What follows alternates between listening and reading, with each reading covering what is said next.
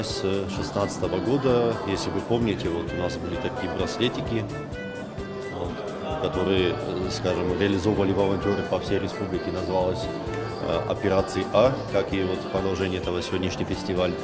Вот, и мысль была такая, чтобы люди высказали, скажем, действием свое отношение к дублированию мультфильмов на астинский язык. Практика показала, что люди все-таки готовы вкладывать свои кровные 100 рублей в данном случае в перевод. Было продано несколько тысяч браслетов. Эти суммы как бы федерация и начала проект.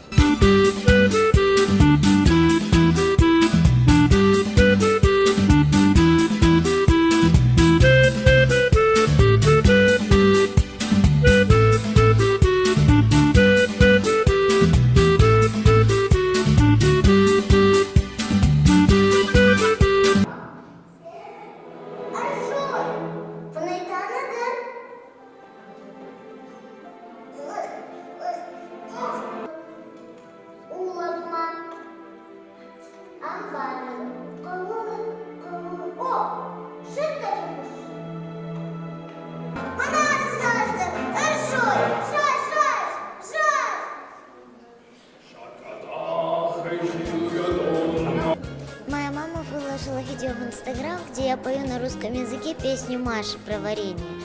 И там нас увидела Фатима Пакиева и сказала моей маме, чтобы мы поучаствовали в кастинге на Машу. Было 4 кастинга, потом выбрали меня. Для меня это было безумно радостно, когда меня избрали. Когда я пришла в школу, все одноклассники уже знали, что я озвучиваю Машу, и чуть ли меня на руках не стали подкидывать.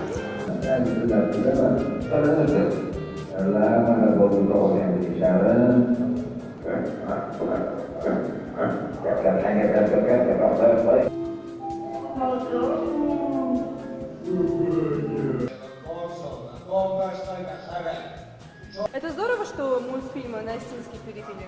Да. А почему? Потому что наш родной язык. Тünün fasıdışta ası multfilmte agayt ması ratılmaz kotto İran Ujabıl.